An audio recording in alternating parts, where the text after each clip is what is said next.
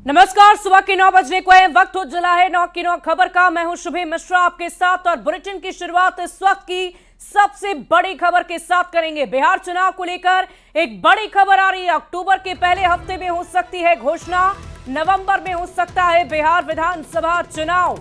मतदाता सूची पर तेजी से काम जारी है। सत्यापन के लिए कार्यक्रम घोषित कर दिया गया है। बिहार विधानसभा चुनाव को लेकर हलचल काफी तेज हो गई है और यह हलचल चुनाव आयोग की तरफ से तय किए गए कार्यक्रम से मिल रहे हैं, जिसके अनुसार अक्टूबर के पहले हफ्ते के चुनाव में की घोषणा की जा सकती है और नवंबर के मध्य में बिहार विधानसभा का चुनाव हो सकता है। चुनाव आयोग से मिल रहे संकेत और विधानसभा चुनाव को लेकर हो रही सरगर्मी पर पूरी जानकारी दे रहे हैं न्यूज 18 संवाददाता आनंद अमृतराज। आयोग में हलचल तेज होने से अब साफ साफ ये इशारा मिलने लगा है कि अक्टूबर के पहले हफ्ते में बिहार विधानसभा चुनाव की घोषणा हो सकती है और ये भी माना जा रहा है कि नवंबर के मध्य में बिहार विधानसभा का चुनाव हो सकता है। क्योंकि बिहार में चुनाव आयोग लगातार सक्रिय है और मतदाता सूची पर लगातार काम जारी है और चुनाव आयोग ने भी कहा है कि घर घर जाकर मतदाता सूची की जांच भी की जाएगी और जो गलत है उस पर सुधार किया जाएगा। जाहिर सी बात है, चुनाव के लगातार हलचल के बीच में खबर यह भी मिल रही है कि जो मतदाता सूची के पुनरीक्षण और सत्यापन को लेकर जो कार्यक्रम चुनाव आयोग ने घोषित किए हैं, उससे जो संकेत मिल रहा है उससे साफ है कि बिहार विधानसभा का चुनाव अक्टूबर के पहले हफ्ते में कभी भी घोषित हो सकता है। और चुनाव आयोग ने जो बिहार विधानसभा चुनाव को लेकर जो मतदाता सूची के पुनरीक्षण को लेकर जो कार्यक्रम की शुरुआत की है और उसके मुताबिक जो पुनरीक्षण और सत्यापन का काम 1 जुलाई से शुरू हो जाएगा, यानी कि 1 जुलाई से इस पूरे कार्यक्रम की शुरुआत हो जाएगी और इस दौरान अंतिम मतदाता सूची के प्रकाशन की जो तारीख तय की गई है वो है 30 सितंबर। और इसी के आधार पर यह माना जा रहा है कि जो सूत्र बता रहे हैं कि मतदाता सूची के अंतिम प्रकाशन के बाद 1 हफ्ते में चुनाव कार्यक्रम घोषित कर दिए जाते हैं। अब तक जो परिपाटी रही है, तो इसी से यह अंदेशा लगाया जा सकता है कि बिहार विधानसभा का चुनाव जो अक्टूबर के पहले हफ्ते में कभी भी घोषित हो सकती है। और जो जानकारी मिल रही है कि इसके बाद नवंबर के मध्य तक राज्य में विधानसभा चुनाव भी कराने की तैयारी की जा रही है, ऐसे जानकारी मिल रही है, जो ऐसे सूत्र बता रहे हैं। तो जाहिर सी बात है, बिहार विधानसभा चुनाव को लेकर एक बार फिर से हलचल तेज हो गई है और चुनाव आयोग की तरफ से जो कार्यक्रम की जानकारी मिल रही है और उसके हिसाब से जो आकलन किए जा रहे हैं, उसके मुताबिक अक्टूबर के पहले हफ्ते में बिहार विधानसभा चुनाव की घोषणा हो सकती है और नवंबर के मध्य में बिहार विधानसभा का चुनाव हो सकता है, जिसे लेकर बिहार के सियासी हलके में हलचल तेज हो गई है। तमाम राजनीतिक दल पहले से ही बिहार विधानसभा चुनाव की तैयारी में लगे हुए हैं, लेकिन चुनाव के इस हलचल के बाद राजनीतिक दलों की तैयारी में और भी तेजी आ सकती है। कैमरामैन मनीष जुनेजा के साथ आनंद अमृतराज, न्यूज 18 नेटवर्क, पटना। और इस बीच इस वक्त की एक और बड़ी खबर का रुख कर लेते हैं। सूत्रों के हवाले से बड़ी खबर आ रही है। बिहार में पीएम मोदी धुआंधार रैली करेंगे और सभी 9 प्रशासनिक प्रमंडलों में रैली करेंगे। 15 जुलाई से 15 सितंबर के बीच प्रचार प्रसार अभियान चलेगा और चुनाव की घोषणा से पहले सभी विधानसभा क्षेत्रों को कवर करने का लक्ष्य रखा गया है। बड़ी खबर आपको बता रहे हैं। प्रधानमंत्री नरेंद्र मोदी के आगमन को लेकर सूत्रों के हवाले से बड़ी जानकारी। बिहार में पीएम मोदी की धुआंधार रैली होगी। सभी 9 प्रशासनिक प्रमंडलों में रैली वो करेंगे और 15 जुलाई से 15 सितंबर के बीच प्रचार प्रसार अभियान भी शुरू हो जाएगा। चुनाव की घोषणा से पहले सभी विधानसभा क्षेत्रों को कवर करने का लक्ष्य है। आप समझ सकते हैं कि बिहार में 243 विधानसभा है और ऐसे में 243 विधानसभा को कवर करने के लिए प्रधानमंत्री नरेंद्र मोदी ने पहले से ही रणनीति तैयार कर ली है और आप देख रहे हैं कि लगातार प्रधानमंत्री का आगमन बिहार में हो रहा है और जनसभाओं को संबोधित ही नहीं करते बल्कि करोड़ों की योजनाओं की सौगात भी केंद्र सरकार की तरफ से बिहार को लगातार दी जा रही है।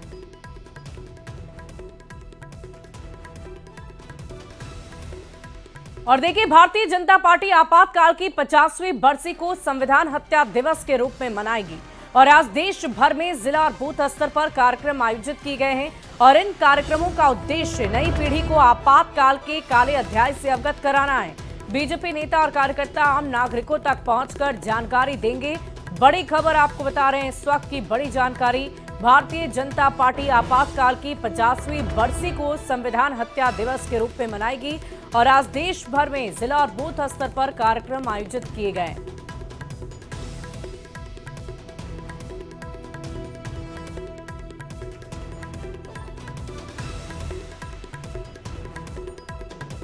वहीं आपातकाल के 50 साल पूरे होने पर मंगलवार को दिल्ली में आयोजित एक कार्यक्रम में गृह मंत्री अमित शाह ने कहा कि आपातकाल की याद धुंधली नहीं होनी चाहिए।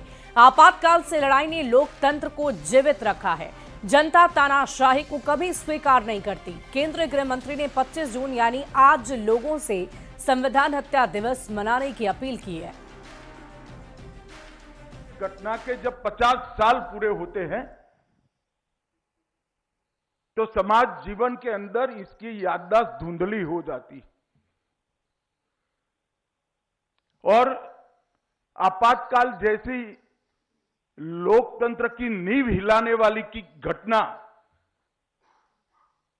इसके बारे में याददाश्त समाज जीवन की अगर धुंधली होती है तो किसी भी लोकतांत्रिक देश के लिए बहुत बड़ा खतरा होता है, क्योंकि लोकतांत्रिक भाव और तानाशाही ये दो मन के दो भाव है। इसको आप व्यक्ति से मत जोड़िए। मन के जो भाव है, मानव प्रकृति के दो भाव है, वो कभी ना कभी उभर कर समाज के सामने, देश के सामने फिर से चुनौती बनकर आ सकते हैं। अगर तानाशाही का विचार फिर से चुनौती बनकर आ सकता है तो लोकतांत्रिक स्वभाव देश का भला करने के लिए भी काम आता है। परंतु जब पीढ़ियां बदलती है और राष्ट्र जीवन की इस प्रकार की घटनाओं की विस्मृति, विशेषकर जिन पर जिम्मेदारी है, वो किशोरों और युवाओं की स्मृति में से निकलने लगती है, तब ऐसी ही संगोष्ठियां, ऐसे ही संविधान हत्या दिन की बात ये स्मृति को पुनर्जीवित करते हैं। और हम सब ने ये याद रखना चाहिए, कितनी बड़ी लड़ाई उस वक्त लाखों लोग जेल में रहकर अपने परिवार का सब कुछ नष्ट कर कर, कई लोगों के जीवन के कैरियर मोड़ एक आश्चर्यजनक मोड़ ले गए, कई कैरियर समाप्त भी हो गए। और वो लड़ाई ने भारत के अंदर लोकतंत्र को जीवित रखा और आज हम दुनिया का सबसे बड़ा लोकतंत्र बनकर आज विश्व के सामने सम्मान के साथ खड़े हैं। और देखिए, 1975 में लगे आपातकाल को समझने के लिए ये जानना जरूरी है कि देश में कितनी बार आपातकाल लगा है और क्यों लगाया गया है। तो आपको ये बता दें कि देश में 3 बार आपातकाल लगाया गया है। 1962, 1971 और 1975 में आपातकाल देश में लगाया गया। 2 आपातकाल युद्ध की वजह से लगाना पड़ा और 1962 में चीन से युद्ध की वजह से, वहीं 1971 में भारत पाकिस्तान युद्ध की वजह से, जबकि 1975 में बिना किसी वजह के इंदिरा गांधी की ओर से देश पर आपातकाल को थोपा गया। इंदिरा गांधी ने 25 जून 1975 को देश पर आपातकाल लगवा दिया और 25 जून 1975 को देश पर लगाया गया आपातकाल 21 मार्च 1977 तक रहा। अब आपको दिमाग में ये सवाल जरूर उठ रहे होंगे कि देश में 3 बार आपातकाल लगा, लेकिन तीसरे आपातकाल पर क्यों मचता है बवाल। तो इसका जवाब ये है कि तानाशाही वाला ये फैसला था। पद पावर के लिए इंदिरा गांधी ने इमरजेंसी लगवा दी थी। हुआ यूं कि 12 जून 1975 को इलाहाबाद हाईकोर्ट ने एक ऐतिहासिक निर्णय लिया, फैसला सुना दिया। हाईकोर्ट ने इंदिरा गांधी का रायबरेली से निर्वाचन को रद्द कर दिया और इंदिरा गांधी के 6 साल तक चुनाव लड़ने पर प्रतिबंध लगा दिए गए।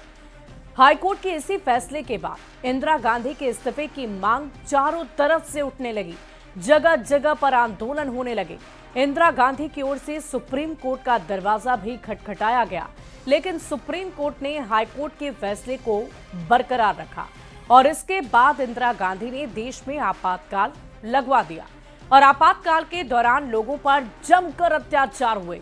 बिना मुकदमे के लोगों को जेल तक में डाल दिया गया, खास करके राजनीतिक विरोधी और पत्रकारों को। यही नहीं, नसबंदी कानून लागू कर दिए गए। इसके जरिए गरीबों की जबरन नसबंदी कराई गई। हाशिए पर रहने वाले समुदाय को नसबंदी के लिए मजबूर किया गया और गिरफ्तार किए गए लोगों को यातनाएं दी गई। लोगों के साथ दुर्व्यवहार तक किया गया। और इसीलिए इस आपातकाल की चर्चा जो 25 जून को लगाई गई थी, उसकी हर वर्ष का इसको याद किया जाता है और उस काले दिन को, उस काले अध्याय को कभी ना दोहराया जाए, ऐसी उम्मीद की जाती है। बढ़ते आगे और इमरजेंसी की सालगिरह पर पीएम मोदी ने सोशल साइट एक्स पर पोस्ट भी किया है। पीएम मोदी ने लिखा है कि आज भारत के लोकतांत्रिक इतिहास के सबसे काले अध्याय में से एक आपातकाल लागू होने के 50 साल पूरे हो गए। भारत के लोग इस दिन को संविधान हत्या दिवस के रूप में मनाते हैं और इसी दिन भारतीय संविधान में निहित मूल्यों को दरकिनार कर दिया गया, मौलिक अधिकारों को निलंबित कर दिया गया, प्रेस की स्वतंत्रता को खत्म कर दिया गया और कई राजनीतिक नेता, सामाजिक कार्यकर्ता, छात्र और आम नागरिकों को जेल में डाल दिया गया। ऐसा लग रहा था जैसे उस समय सत्ता में बैठी कांग्रेस सरकार ने लोकतंत्र को ही बंधक बना लिया था। बढ़ते आगे, इस वक्त की बड़ी खबर आ रही है। आज सीएम नीतीश बांटेंगे नियुक्ति पत्र, सहायक वास्तुविदों को ज्वाइनिंग लेटर दिया जाएगा। बीपीएससी से इन अभ्यर्थियों का चयन हुआ है, बड़ी खबर आपको बता रहे हैं। आज सीएम नीतीश कुमार बांटेंगे नियुक्ति पत्र, सहायक वास्तुविदों को ज्वाइनिंग लेटर दिया जाएगा। बीपीएससी से इन अभ्यर्थियों का चयन हुआ है, बड़ी खबर आपको राजधानी पटना से बता रहे हैं। आज सीएम नीतीश कुमार की तरफ से नियुक्ति पत्र का वितरण होगा। तो आपको बता दें, इन वास्तुविदों का बीपीएससी से चयन हुआ है। बीपीएससी का एग्जाम देने के बाद इन अभ्यर्थियों का चयन किया गया है, जिन्हें आज बिहार के मुख्यमंत्री नीतीश कुमार नियुक्ति पत्र सौंपेंगे, यानी कि ज्वाइनिंग लेटर सौंपा जाएगा। सहायक वास्तुविदों को ये ज्वाइनिंग लेटर आज बिहार के मुख्यमंत्री नीतीश कुमार की तरफ से सौंपा जाएगा। पटना से बड़ी खबर आपको बता रहे हैं, बिहार के मुख्यमंत्री नीतीश कुमार से जुड़ी हुई। आज सीएम नीतीश कुमार नियुक्ति पत्र का वितरण करेंगे। और देखिए इस पूरी खबर की अधिक जानकारी के साथ न्यूज 18 संवाददाता पटना से आनंद अमृतराज हमारे साथ फोन लाइन पर हैं। आनंद, क्या है पूरी जानकारी दीजिए। देखिए, बिहार लोक सेवा आयोग ने परीक्षा दिया था, उसके बाद कई सहायक वास्तुविदों की नियुक्ति पत्र वितरण का आयोजन किया गया है। उसी बिहार लोक सेवा आयोग के द्वारा जो चयनित है सहायक वास्तुविद, उन्हें आज नियुक्ति पत्र दिया जाएगा और समाज में ये कार्यक्रम है जो 11 बजे 10 बजे माफ कीजिएगा 10 बजे ये शुरू होगा और मुख्यमंत्री नीतीश कुमार के साथ साथ दोनों डिप्टी सीएम सम्राट चौधरी और विजय सिन्हा भी मौजूद रहेंगे। इसके अलावा जो बिहार सरकार के वरिष्ठ मंत्री विजय चौधरी और जयंत राज जो भवन निर्माण मंत्री हैं वो भी मौजूद रहेंगे। जाहिर तौर पर बिहार सरकार लगातार नियुक्ति कर रही है और इसी नियुक्ति के कड़ी में बिहार लोक सेवा आयोग द्वारा चयनित जो सहायक वास्तुविद उन्हें भी नियुक्ति पत्र दिया जाएगा और इनकी संख्या कितनी है फिलहाल इसकी जानकारी नहीं है, लेकिन जो भी जिनकी नियुक्ति हुई है उनको नियुक्ति पत्र आज मुख्यमंत्री के हाथों दिया जाएगा। चुनावी साल में जिस तरीके से एक के बाद एक कई बहालियां हो रही हैं और लोगों को नियुक्ति पत्र मिल रहा है, जिससे सरकार बेहद उत्साहित है, एनडीए की सरकार बेहद उत्साहित है और उन्हें लगता है कि बिहार में रोजगार जो एक बड़ा चुनावी मुद्दा 2020 में बना था, इस बार भी अगर बनेगा तो इन तमाम नियुक्तियों को लेकर वो जनता के बीच में बताने की कोशिश कर रही है कि हमारी सरकार ने बिहार में बड़े पैमाने पर नियुक्ति की है और सरकार का टारगेट भी सेट किया गया है कि हम विधानसभा चुनाव के पहले इतनी नियुक्तियां करेंगे और इतने लोगों को नौकरी देंगे। उसी कड़ी का ये हिस्सा है। चलिए, बहुत बहुत शुक्रिया आनंद हमारे साथ जुड़ने के लिए। इस पूरे कार्यक्रम पर आप नजर बनाए रखें। बढ़ते आगे, बिहार के लिए एक अच्छी खबर है। बिहार में जल्द 16 और केंद्रीय विद्यालय खुलेंगे। शिक्षा विभाग के सचिव ने संबंधित डीएम से रिपोर्ट की मांग कर दी है। 14 जिलों के डीएम से भूमि उपलब्ध कराने की मांग की गई है और इसी संबंधी रिपोर्ट भी मांगी गई है।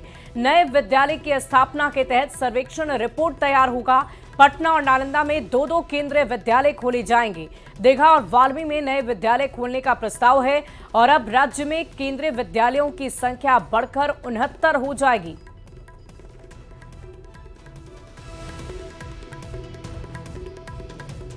और देखिए, भारतीय अंतरिक्ष यात्री शुभांशु शुक्ला आज अंतर्राष्ट्रीय अंतरिक्ष स्टेशन के लिए एक्सॉम 4 मिशन के साथ होंगे और नासा के मुताबिक एक्सॉम 4 का भारतीय समय अनुसार आज दोपहर 12:01 आईएसएस के लिए प्रक्षेपण होगा और मिशन का नेतृत्व कमांडर पेगी विट्सन करेंगी और इसमें भारतीय अंतरिक्ष यात्री शुभांशु शुक्ला मिशन पायलट के रूप में शामिल हैं। उनके साथ हंगरी के अंतरिक्ष यात्री टिबोर कपू और पोलैंड के स्लावोस उजानान्स्की मिशन विशेषज्ञ के रूप में इस दल का बहुत ही महत्वपूर्ण हिस्सा है।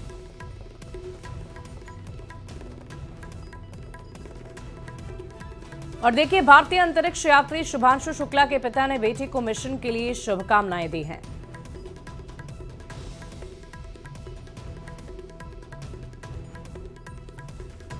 कि जो है वो अंतरिक्ष में जाने की जो है डेट है क्लियर है और कल उनका जो है इंडियन समय के हिसाब से 12 बजे करीब जो है उनका मिशन जो है लॉन्च होगा और हम लोग जो है उस मिशन को जो है देखने के लिए बेताब हैं और बहुत खुशी है बच्चे का जो है मिशन पूरा हो रहा। हम लोगों को बहुत अच्छा लगता है और दुआएं हैं, ईश्वर से प्रार्थना भी है कि उसका मिशन अच्छी तरह पूरा हो। इसके लिए हम सभी लोग परिवार के जितने भी सदस्य जितने हैं सब उसको आशीर्वाद देते हैं। और इस बीच राजधानी पटना से एक बड़ी खबर का रुख करते हैं। ट्रैफिक पुलिस को कुचलने की कोशिश हुई है, बाल बाल बचे हैं पुलिसकर्मी। चितकोहरा पुल के पास की घटना है। थार ने ट्रैफिक पुलिस को कुचलने की कोशिश की। बड़ी खबर आपको बता रहे हैं इस वक्त की राजधानी पटना से, जहां बाल बाल पुलिसकर्मी बच गए हैं। बड़ी खबर आपको बता रहे हैं, थार ने कुचलने की कोशिश की है, ट्रैफिक पुलिस को कुचलने की कोशिश की, हालांकि वो बाल बाल बच गए। चितकोहरा पुल के पास की घटना है। थार ने ट्रैफिक पुलिस को कुचलने की कोशिश की है।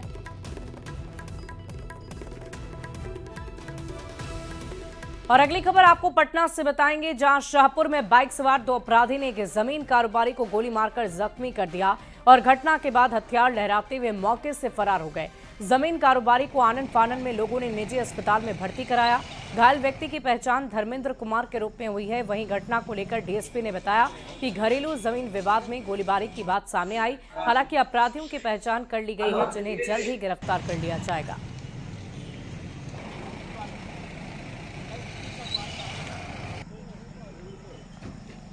और जमशेदपुर से एक बड़ी खबर का रुख कर लेते हैं। जीएसटी घोटाले में बड़ी कार्रवाई है। 2 आरोपी गिरफ्तार किए गए। दिल्ली का कारोबारी कुमार लव अग्रवाल गिरफ्तार। रांची का कारोबारी गुलबहार मलिक भी गिरफ्तार। जमशेदपुर के director general of GST intelligence team ने दोनों कारोबारियों से पूछताछ की, जिसके बाद करोड़ों के घोटाले का खुलासा हुआ। फिलहाल दोनों कारोबारियों को जेल भेज दिया गया है। जीएसटी की जो फ्रॉड बिलिंग है वो क्या कहते हैं उससे मतलब उसके अगेंस्ट हमने एक्शन लिया है। तो इसमें मतलब करीबन 20 करोड़ से ज़्यादा का जीएसटी फ्रॉड अभी तक पता चल रहा है।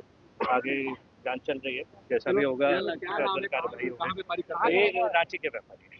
क्या नाम का व्यापार करते थे सर? बस हाँ, ये बैटरी स्क्रैप। और इधर बोकारो के चास थाना क्षेत्र में हुई लूटकांड से जुड़ी एक बड़ी खबर आ रही है। बिहार एसटीएफ ने 4 आरोपियों को पटना से गिरफ्तार किया है।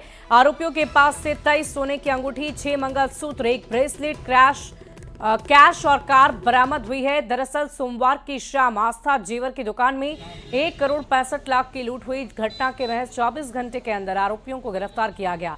इस हाई प्रोफाइल लूटकांड से बोकारो से लेकर पटना मोतिहारी तक पुलिस महकमे में हड़कंप मचा रहा। उसमें झारखंड पुलिस के द्वारा रेड किया गया था, तो उसमें उनके कुछ अपराधी को ले आया गया है और जो लूट और डकैती की जो सामान थी उसकी भी रिकवर की गई है इसमें। और इसमें विस्तृत विवरण झारखंड पुलिस के द्वारा ही दिया पाया गया है। उसमें पहले का इतिहास है, ये डिटेल्स हम लोग उनसे साझा कर दे रहे हैं। पटना में आलमगंज से नवादा से बड़ी खबर आ रही है। साइबर अपराधियों पर शिकंजा कसा गया। पुलिस ने 4 साइबर ठगों को गिरफ्तार किया। ऑपरेशन फायरवॉल के तहत गिरफ्तारी हुई है। 14 मोबाइल एटीएम सहित कई सामान जब्त हुए हैं। कंपनी से लोन दिलाने के नाम पर ठगी के आरोप।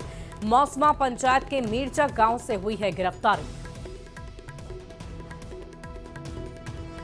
तो बड़ी खबर नवादा से आपको बता रहे हैं, जहां साइबर अपराधियों पर शिकंजा कसने की कोशिश। पुलिस ने 4 साइबर ठगों को गिरफ्तार किया। ऑपरेशन फायरवॉल के तहत ये गिरफ्तारी हुई है, जिसमें 14 मोबाइल एटीएम सहित कई सामान जब्त हुए हैं। कंपनी से लोन दिलाने के नाम पर ये लोग ठगी का काम करते थे, जिसके बाद इनकी गिरफ्तारी कर ली गई है। और अब बात बिहार के बदलते मौसम के मिजाज की कर लेते हैं। बिहार में मानसून लगातार सक्रिय है और बिहार के कई जिलों में जबरदस्त बारिश भी हो रही है। मौसम विभाग की अगर माने तो आने वाले हफ्तों में बिहार के अधिकांश जिलों में अच्छी खासी बारिश होने की संभावना है और इसी को लेकर येलो अलर्ट जारी किया गया। बिहार में मानसून पूरी तरीके से सक्रिय है और लगातार कई जिलों में जबरदस्त बारिश भी हो रही है। और इसी बीच में मौसम विभाग ने जो भविष्यवाणी की है उसके हिसाब से 28 जिलों में बारिश का अलर्ट जारी किया गया है। यानी कि 22 से 28 जिले ऐसे हैं जहां पे अच्छी खासी बारिश हो सकती है। और मौसम विभाग के माने तो लगभग 26 से 28 जिले ऐसे हैं जहां पे मौसम विभाग ने येलो अलर्ट जारी किया है, यानी कि यहाँ पे अच्छी खासी बारिश होने की पूरी संभावना है। और बाकी लगभग 10 जिले ऐसे हैं जहाँ पे मौसम फिलहाल सामान्य रहेगा, जिसमें राजधानी पटना है, जहाँ पे आने वाले एक हफ्ते में बहुत तेज बारिश होने की संभावना नहीं जताई गई है। लेकिन बाकी कई ऐसे जिले हैं, खासकर भागलपुर का इलाका हो, मोतिहारी का इलाका हो, किशनगंज जो सीमांचल के इलाका है, जो मिथिलांचल के इलाका है, और सारण के भी कई जिले ऐसे हैं जहां पे अच्छी खासी बारिश की संभावना जताई जा रही है। ये तो मौसम में लगातार उतार चढ़ाव जारी है, लेकिन 28 जिलों को लेकर जो अलर्ट जारी किए गए हैं वहां पे अच्छी खासी बारिश होने की पूरी संभावना है। और राजधानी पटना में फिलहाल बारिश नहीं होने की संभावना जताई गई, हल्की फुल्की बारिश हो सकती है, लेकिन जैसे झमाझम बारिश की उम्मीद थी वो फिलहाल पटना वासियों से महरूम रह सकते हैं।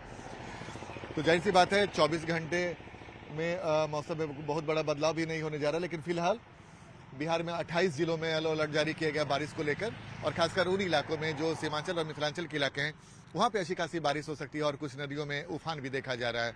तो कुल मिलाजुला के यही है कि बिहार में 38 जिलों में 28 जिलों में येलो अलर्ट जारी किया गया है, वहां अच्छी खासी बारिश हो सकती है। बाकी के जो 10 जिले हैं जिसमें राजधानी पटना भी है, वहां पे अच्छी खासी बारिश के लिए लगभग 8 से 10 दिन का इंतजार करना होगा। कैमरामैन मनीष जुनेजा के साथ आनंद अमृतराज, न्यूज 18 नेटवर्क, पटना। और फिलहाल इस बुलेटिन में अभी के लिए बस इतना ही। आप बने रहे न्यूज 18 बिहार झारखंड के साथ।